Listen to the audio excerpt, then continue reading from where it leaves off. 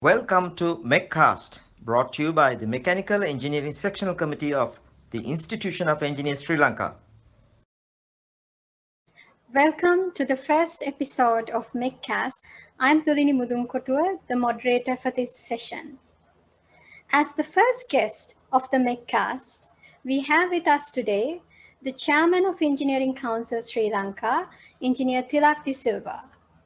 Engineer Tilak De Silva is an eminent engineer who needs no introductions. To simply put, he is an engineer with over 34 years of experience in IT and communication fields who have held key positions at Sri Lanka Telecom. He was also a past president of Institution of Engineers Sri Lanka. Welcome to the show, Mr. Chairman. Yeah, thank you.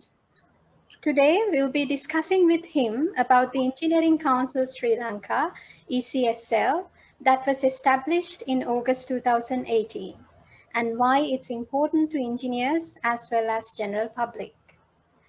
Mr. Chairman, we have the Institution of Engineers Sri Lanka, the apex body for professional engineers that was established way back in 1956. What was the need to establish a separate entity called Engineering Council Sri Lanka in the first place? Yeah, there are many reasons. Institution of Engineers Sri Lanka is a professional body and it consists of members. Its prime objective is to serve to the members. Engineering Council Sri Lanka is a regulatory body. Its prime objective is to serve to the society and the country. Second thing is, Institution of Engineers Sri Lanka is looking after engineers only, but we are looking after the all engineering practitioners in the Sri Lanka. Engineering practitioners means it is starting from the chartered engineer and the associate engineer and the different levels, and it is going up to the technician level. Actually, we have defined 6 levels. So it is the responsibility of the engineering council to maintain the standards of all these 6 levels, because the engineering practitioner is the total one, not only the engineering. I think you understand the requirement of the Engineering Council Sri Lanka, although IESL is there. Yes, it surprises me that it has taken so long to establish the regulatory body for engineering. Any thoughts, Mr. Chairman? Yeah, I also surprised about that one because I don't know why the country did not understand the requirement of this one until the foreign engineers are coming and practicing here. Maybe sometimes the technicians are practicing as the engineers. So they call their engineers. Like that, many problems came when the different trade agreements comes. So these problems were highlighted. Therefore, I think the government understand the requirement of the Engineering Council Sri Lanka. However, it would have been established many years back, just like the Medical Council Sri Lanka. It's better late than never. And Yeah. here goes the common question. Basically, what does an engineer gain from registering with ECSL? Yeah, one advantage is now without having this Engineering Council Sri Lanka, anybody can say I'm an engineer. Nobody can challenge that one. Only thing is they cannot get the membership in the IESL, but they can go to the industry and practice as engineers. So there is no law for that to deprive them practicing as engineers. And also there may be very cheap low quality engineering degrees can be offered, and these people will come as the practicing as engineers, similar to the middle level and similar to the technician. And the technician level also, it's a big problem in Sri Lanka. There are no standards there. So therefore, if a technician is doing some work, there is no quality.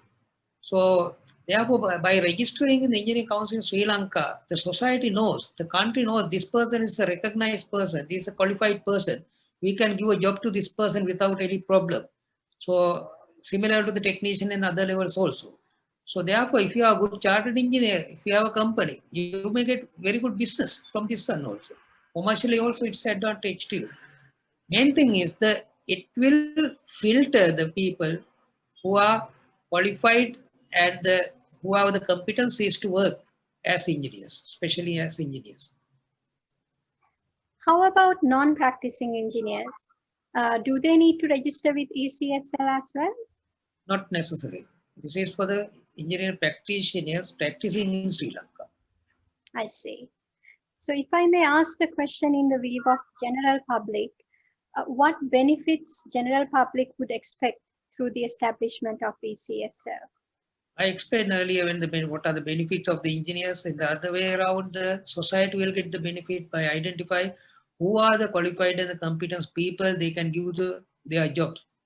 So not only the engineer level, also the technicians level and the middle level also. I see. So I think we can expect a quality engineering work done in the society in the future. Yeah. What is the role of ECSL to regulate the employment of non-qualified individuals into engineering profession in leading organizations in the country? First of all, we are not entertaining any of the non-qualified peoples.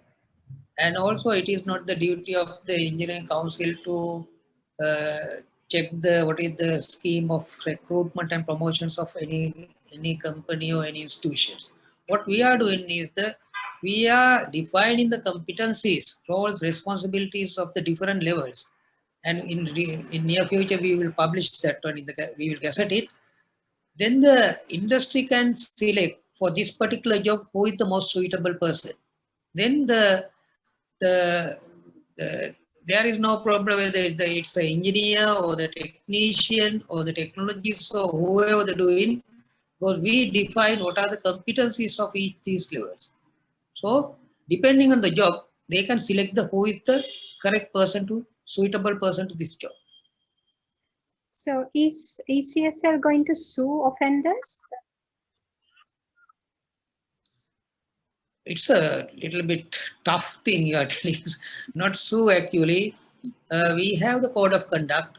We have published our code of conduct through the Gazette. If any engineering practitioner violate this code of conduct, we can take the disciplinary actions against them. Even we can sue them.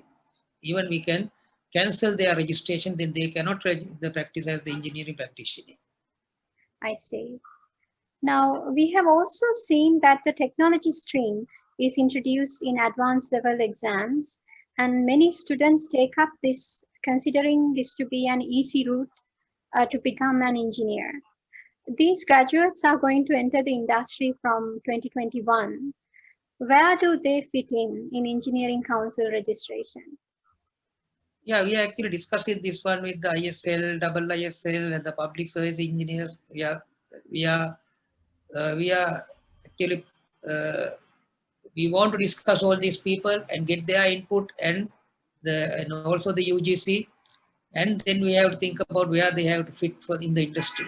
In fact, we have the discussion with the UGC representative. What he said is these people are mainly focused to the SMEs, small and medium enterprise level, the industry, where this requirement is very much required, not mainly the government sector and the high industry sectors, so SMEs normally. I think we all understood about where they fit in the engineering registration. Thank you very much, Mr. Chairman, for spending your valuable time to build awareness about the Engineering Council Sri Lanka.